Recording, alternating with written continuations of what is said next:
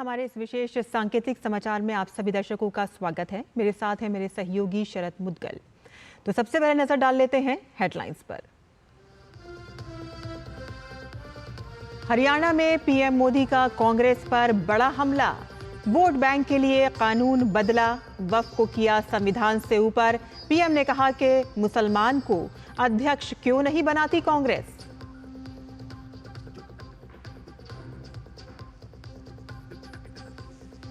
हरियाणा के लिए आज ऐतिहासिक दिन। हिसार से अयोध्या के लिए शुरू हुई कमर्शियल फ्लाइट। प्रधानमंत्री नरेंद्र मोदी ने दिखाई हरी झंडी। प्रधानमंत्री ने यमुनानगर में कई विकास परियोजनाओं का किया उद्घाटन और शिलान्यास।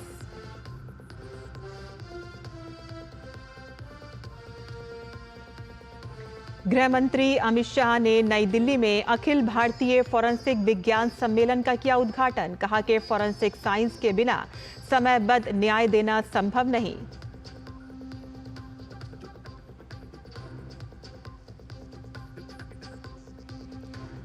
पश्चिम बंगाल पुलिस पर बड़ा सवाल। मुर्शिदाबाद दंगे के पीड़ितों ने कहा कि पुलिस चाहती तो बच जाती जान और दुकानें। केंद्रीय मंत्री सुकांत मजूमदार ने मालदा में शरणार्थी कैंपों में पीड़ितों से की मुलाकात।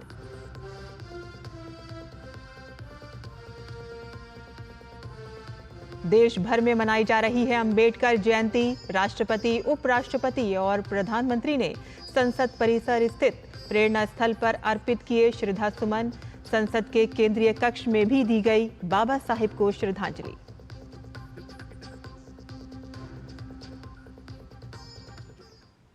और अब समाचार विस्तार से। प्रधानमंत्री नरेंद्र मोदी ने अंबेडकर जयंती के अवसर पर हरियाणा के हिसार में अयोध्या के लिए वाणिज्यिक उड़ान को हरी झंडी दिखाई। हिसार से अयोध्या की उड़ान सप्ताह में 2 बार होगी, जबकि जम्मू, अहमदाबाद, जयपुर और चंडीगढ़ के लिए सप्ताह में 3 उड़ानों को निर्धारित किया गया है। प्रधानमंत्री नरेंद्र मोदी ने जोर देकर कहा कि उनकी सरकार एक और आधुनिक बुनियादी ढांचे और कनेक्टिविटी पर विशेष ध्यान दे रही है, तो दूसरी ओर गरीब कल्याण, सामाजिक न्याय और समावेशी विकास को सुनिश्चित करने के लिए प्रतिबद्ध है।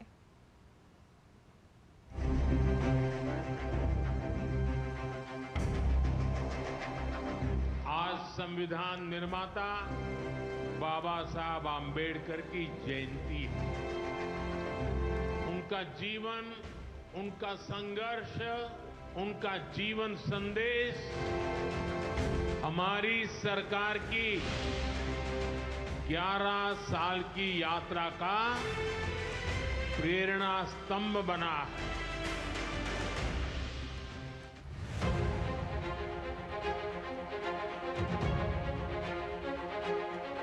हरियाणा से अयोध्या धाम के लिए फ्लाइट शुरू हुई है। अब श्री कृष्ण जी की पावन भूमि हरियाणा प्रभु राम की नगरी से सीधे जुड़ गई है।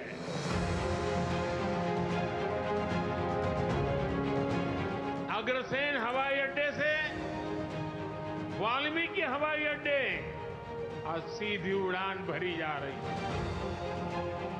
बहुत जल्द यहां से दूसरे शहरों के लिए भी उड़ानें शुरू होगी। आज हिसार एयरपोर्ट की नई टर्मिनल बिल्डिंग का शिलान्यास भी हुआ है। ये शुरुआत हरियाणा की आकांक्षाओं को एक नई ऊंचाई पर पहुंचाने की उड़ान है। मैं हरियाणा के लोगों को इस नई शुरुआत के लिए ढेर सारी बधाई देता हूं।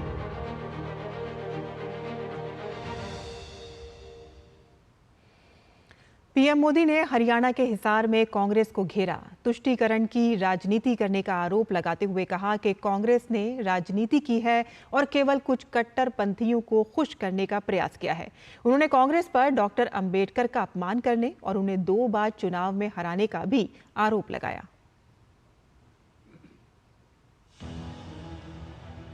संविधान निर्माता बाबा साहेब भीमराव अंबेडकर की जयंती अवसर पर कांग्रेस पार्टी प्रधानमंत्री नरेंद्र मोदी के निशाने पर रही। उन्होंने हरियाणा के हिसार में कांग्रेस को बाबा साहेब को अपमानित करने का आरोप लगाया और कहा कि बाबा साहेब समाज में समानता लाना चाहते थे, जबकि कांग्रेस ने वोट बैंक का वायरस फैलाया। पीएम मोदी ने कहा कि उनकी सरकार ने SC, ST और OBC वर्ग के लोगों को गरिमा का जीवन दिया, जबकि कांग्रेस ने बाबा साहेब के सपने को तुष्टीकरण का माध्यम बना दिया। कांग्रेस ने बाबा साहब आंबेडकर ने जो सपना देखा था, सामाजिक न्याय के लिए संविधान में जो व्यवस्था की थी, उसको भी पीठ में छुरा भोंककर उस संविधान के उस प्रावधान को तुष्टीकरण का माध्यम बना दिया। अभी आपने भी समाचारों में सुना होगा, कर्नाटका की कांग्रेस सरकार ने टेंडर में भी अब SC, ST, OBC के अधिकार छीन करके धर्म के आधार पर आरक्षण दे दिया, जबकि संविधान में बाबा साहब आंबेडकर ने साफ साफ शब्दों में चर्चा में कहा था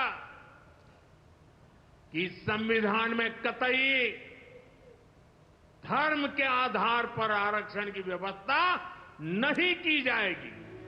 पीएम मोदी ने संसद से अभी हाल ही में पारित वक्फ कानून का जिक्र किया। उन्होंने कांग्रेस पर 2013 में पारित कानून को बाबा साहेब के संविधान से ऊपर होने का आरोप लगाया। वोट बैंक की राजनीति के लिए 2013 के आखिर में, आखिरी सत्र में कांग्रेस ने इतने सालों तक चल रहे वक्फ के कानून में आनन फानन संशोधन कर दिया ताकि चुनाव में वोट पा सके। वोट बैंक को खुश करने के लिए इस कानून को ऐसा बना दिया कि बाबा साहब आंबेडकर के संविधान की ऐसी की तैसी संविधान से ऊपर कर दिया। ये बाबा साहब का सबसे बड़ा अपमान का काम था। पीएम मोदी ने कहा कि कांग्रेस सिर्फ सत्ता की सगी है और वो मुस्लिम समाज का भी भला नहीं कर सकती। उन्होंने कांग्रेस को मुस्लिम समुदाय से अध्यक्ष बनाने और 50% टिकट मुस्लिमों को देने की चुनौती दी। ये कहते हैं कि उन्होंने मुसलमानों के हित में किया। मैं जरा ऐसे सभियों से पूछना चाहता हूं, वोट बैंक के भूखे इन राजनेताओं से कहना चाहता हूं, अगर सच्चे अर्थ से आपके दिल में मुसलमानों के लिए थोड़ी भी हमदर्दी है तो कांग्रेस पार्टी अपने पार्टी के अध्यक्ष मुसलमान को बनाए। क्यों नहीं बनाते भाई? संसद में टिकट देते हैं, 50% मुसलमानों को दो, जीत करके आएंगे तो अपनी बात बताएंगे। लेकिन ये नहीं करना है। कांग्रेस में तो कुछ नहीं देना है। देश के नागरिकों के अधिकारों को छीनना और देना, इनकी नीयत किसी का भी भला करने की कभी नहीं रही, मुसलमानों का भला करने की भी नहीं रही। प्रधानमंत्री मोदी ने अपने संबोधन में कहा कि वक्फ के नाम पर लाखों हेक्टेयर जमीन पूरे देश में है। इस जमीन से गरीबों का, बेसहारा महिलाओं, बच्चों का भला होना चाहिए था। उन्होंने कहा कि अगर ईमानदारी से इसका उपयोग हुआ होता तो मुसलमानों को साइकिल के पंचर बनाने की जरूरत नहीं होती। उन्होंने आरोप लगाया कि इससे सिर्फ भूमाफिया को ही फायदा हुआ और ये माफिया इस कानून के जरिए गरीबों की जमीन लूट रहे थे। प्रधानमंत्री ने हिसार में कांग्रेस पार्टी पर जमकर हमला बोला। वक्फ बिल पर जिक्र करते हुए उन्होंने कहा कि कांग्रेस पार्टी हमेशा से मुसलमानों के खिलाफ काम करती रही है। उन्होंने मुसलमानों की भलाई के लिए कोई काम नहीं किया। कैमरामैन आनंद कश्यप के साथ नीरज सिंह, DD न्यूज़, हिसार। और प्रधानमंत्री नरेंद्र मोदी ने अंबेडकर जयंती पर हरियाणा के यमुनानगर में विकास परियोजनाओं का उपहार दिया। पीएम ने वहां मौजूद विशाल जनसमूह को संबोधित भी किया। पीएम ने अपने संबोधन की शुरुआत बाबा साहेब अंबेडकर को उनकी जयंती पर नमन के साथ की।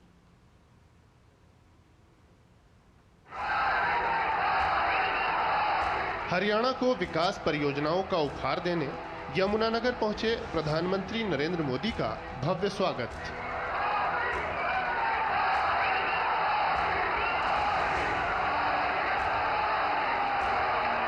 पीएम ने अंबेडकर जयंती पर ऊर्जा आत्मनिर्भरता, स्वच्छ ऊर्जा और इंफ्रा निर्माण से जुड़ी परियोजनाओं का शुभारंभ और शिलान्यास किया। राज्य में निर्बाध बिजली आपूर्ति सुनिश्चित करने की दिशा में बड़ा कदम उठाते हुए पीएम ने Deenbandhu Chhoturam thermal power plant की 800 मेगावाट की तीसरी आधुनिक थर्मल पावर यूनिट की आधारशिला रखी। ये इकाई 233 एकड़ में फैली होगी और इसके निर्माण पर लगभग 8,500 करोड़ रुपए की लागत आएगी। पीएम ने यमुनानगर के मुखरबपुर में एक कंप्रेस्ड बायोगैस संयंत्र का भी शिलान्यास किया। 2600 मीट्रिक टन वार्षिक क्षमता वाला ये संयंत्र स्वच्छ ऊर्जा उत्पादन और पर्यावरण संरक्षण में योगदान करते हुए प्रभावी जैविक अपशिष्ट प्रबंधन में मदद करेगा। प्रधानमंत्री ने रेवाड़ी बाईपास परियोजना का शुभारंभ किया। इससे रेवाड़ी शहर की भीड़भाड़ में कमी के साथ साथ दिल्ली नारनौल की यात्रा का समय करीब 1 घंटा कम हो गया है। पीएम ने अपने संबोधन में कहा कि वंचितों के सशक्तिकरण के लिए बाबा साहब ने औद्योगिक विकास की जो जरूरत बताई थी, उस दिशा में आज सरकार तेजी से काम कर रही है। पीएम ने एमएसएमई के विकास और किसानों के कल्याण के लिए डबल इंजन सरकार द्वारा किए जा रहे प्रयास गिनाए। प्रगति के सफर में बिजली के महत्व को रेखांकित करते हुए पीएम ने कहा, आज भारत दूसरे देशों को बिजली निर्यात कर रहा है, जबकि कांग्रेस के दौर में हालात कुछ और थे। हमने 2014 से पहले जब कांग्रेस की सरकार थी, वो दिन भी देखे हैं जब पूरे देश में ब्लैकआउट होते थे, बिजली गुल हो जाती थी। कांग्रेस की सरकार रहती तो देश को आज भी ऐसे ही ब्लैकआउट से गुजरना पड़ता। न कारखाने चल पाते, न रेल चल पाती, न खेतों में पानी पहुंच पाता। यानी कांग्रेस की सरकार रहती तो ऐसे ही संकट बना रहता, बढ़ता रहता। पीएम ने कहा कि हरियाणा में लगातार तीसरी बार सरकार बनने के बाद भाजपा तेजी से अपने वादे पूरे कर रही है। वहीं कांग्रेस अपने राज्यों में जनता के साथ विश्वासघात कर रही है। खुद वहां के मुख्यमंत्री के करीबी कहते हैं कि कांग्रेस ने कर्नाटका को करप्शन में नंबर 1 बना दिया। साथियों, तेलंगाना की कांग्रेस सरकार भी जनता से किए वादे भूल गई है। वहां कांग्रेस, वहां की सरकार जंगलों पर बुलडोजर चलवाने में व्यस्त है। प्रकृति को नुकसान, जानवरों को खतरा, यही है कांग्रेस की कार्यशैली।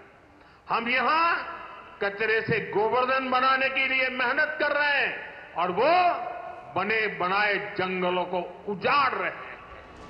पीएम ने अपने संबोधन में शंकरन नायर जी को याद किया, जिन्होंने जलियांवाला बाग हत्याकांड के विरोध में सरकारी पद छोड़ दिया था। प्रधानमंत्री ने जलियांवाला बाग हत्याकांड की कानूनी लड़ाई लड़ने से जुड़े उनके संघर्ष को नमन किया। यमुनानगर से निशांत राय के साथ ब्यूरो रिपोर्ट, डीडी न्यूज। और पूरा देश आज डॉक्टर भीमराव अंबेडकर की जयंती पर श्रद्धांजलि अर्पित कर रहा है। इस अवसर पर देश भर में कई कार्यक्रम आयोजित किए जा रहे हैं। राष्ट्रपति द्रौपदी मुर्मू, उपराष्ट्रपति जगदीप धनखड़, प्रधानमंत्री नरेंद्र मोदी और लोकसभा अध्यक्ष ओम बिरला सहित कई केंद्रीय मंत्री, सांसद और अन्य गणमान्य लोगों ने संसद परिसर में स्थित प्रेरणा स्थल पर डॉक्टर अंबेडकर को पुष्पांजलि अर्पित की। डॉक्टर भीमराव अंबेडकर स्वतंत्र भारत के पहले विधि और न्याय मंत्री थे। उन्हें वर्ष 1990 में मरणोपरांत भारत के सर्वोच्च नागरिक सम्मान भारत रत्न से सम्मानित किया गया था।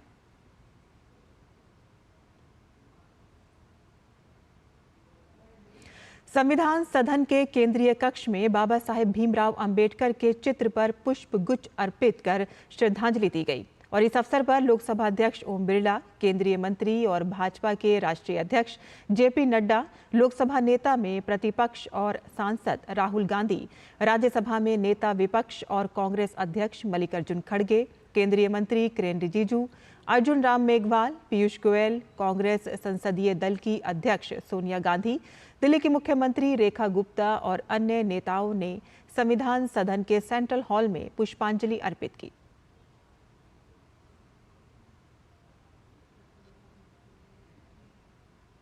और यहाँ बुलेटिन में हम लेते हैं एक छोटा सा ब्रेक। हम जल्द हाजिर होंगे, आप देखते रहिए DD news.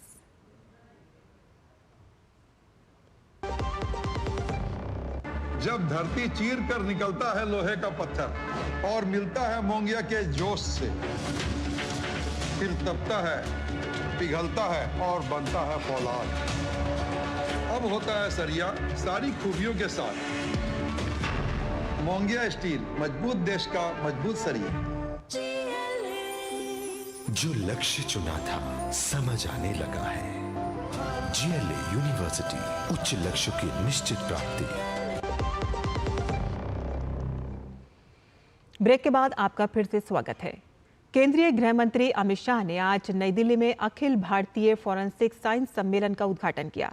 National forensic science university द्वारा आयोजित इस सम्मेलन को संबोधित करते हुए अमित शाह ने कहा कि फॉरेंसिक साइंस को क्रिमिनल जस्टिस सिस्टम का हिस्सा बनाना होगा। उन्होंने कहा कि देश में नए आपराधिक कानून लागू होना 21वीं सदी का सबसे बड़ा रिफॉर्म है।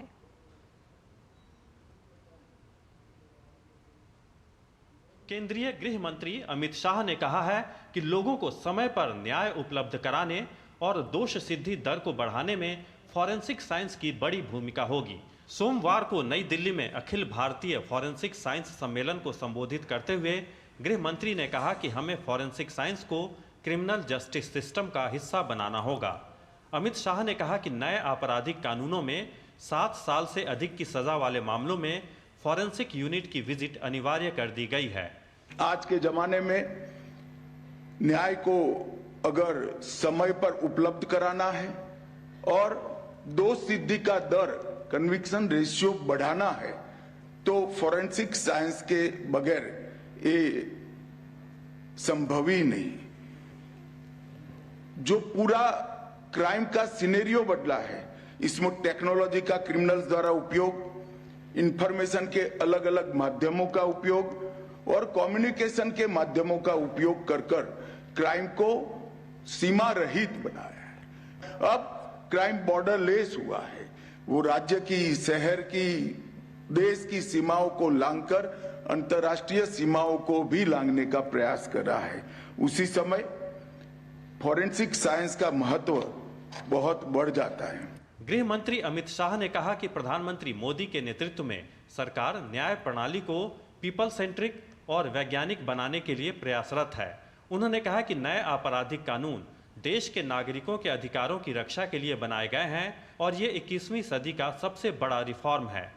नरेंद्र मोदी जी अपने नेतृत्व में 3 जो नए कानून लेकर आए हैं, वो भारत के नागरिकों द्वारा, भारत के नागरिकों के लिए और भारत के नागरिकों के अधिकारों की रक्षा के लिए बनाए गए हैं। और मैं मानता हूं ये 21वीं सदी का सबसे बड़ा रिफॉर्म है। और मित्रों, मैं ये इसलिए कह रहा हूं कि इस कानून के अंदर अभी की सभी टेक्नोलॉजी को लीगल आधार देने का काम किया है और सिर्फ अभी की टेक्नोलॉजी को नहीं, आने वाले कम से कम 100 साल तक की टेक्नोलॉजी को समाहित करने का भी हमने इसमें प्रयास किया है। नई दिल्ली में 2 दिवसीय अखिल भारतीय फॉरेंसिक साइंस सम्मेलन का आयोजन नेशनल फॉरेंसिक साइंस यूनिवर्सिटी द्वारा किया गया है। नए आपराधिक कानूनों के प्रभावी क्रियान्वयन और आतंकवाद से निपटने में फॉरेंसिक साइंस की भूमिका पर इस दौरान चर्चा की जा रही है। Nishant Saurabh, DD news, Delhi. और झारखंड में नए वक्फ कानून पर बयानबाजी थमने का नाम नहीं ले रही है। मंत्री इरफान अंसारी के बाद अब मंत्री हफीजुल हसन ने शरीयत आलाप छेड़कर नया विवाद खड़ा कर दिया है। उन्होंने शरीयत को संविधान से बड़ा बताया। हफीजुल हसन ने इस बयान के बाद प्रदेश भाजपा पूरी तरह से हमलावर है और उनसे मंत्री के इस्तीफे की मांग की है। नए वक्फ कानून पर झारखंड की सियासत पश्चिम बंगाल के पैटर्न पर दिख रही है। मंत्रियों के एक के बाद एक बयान इस विषय पर गर्माहट पैदा कर रहे हैं। मंत्री इरफान अंसारी के झारखंड में इस कानून को लागू न होने देने के बयान पर जारी विवाद अभी थमा भी नहीं था कि एक दूसरे मंत्री हफीजुल हसन ने पहले शरीयत उसके बाद संविधान का राग छेड़कर नया विवाद खड़ा कर दिया है। झारखंड में नए वक्फ कानून पर मंत्री और जेएमएम नेता हफीजुल हसन के बयान से राजनीति गर्मा गई है। मंत्री ने एक टीवी चैनल से बातचीत में कहा कि उनके लिए संविधान से पहले शरीयत है। उन्होंने कहा कि मुस्लिम धर्म के लोग सीने में कुरान और हाथ में संविधान रखते हैं। इधर झारखंड मुक्ति मोर्चा के केंद्रीय महासचिव सुप्रियो भट्टाचार्य ने भी कहा है कि नए वक्फ कानून का विरोध किया जाएगा। हम कुरान सीने में रखते हैं और हाथ में रखते हैं संविधान। मुसलमान कुरान सीने में और हाथ में संविधान लेके चलता है, ठीक है। तो हम पहले शरीयत को पकड़ेंगे, इसके बाद संविधान को। हम लोगों ने इस बिल का लोकसभा में भी विरोध किया, राज्यसभा में भी विरोध।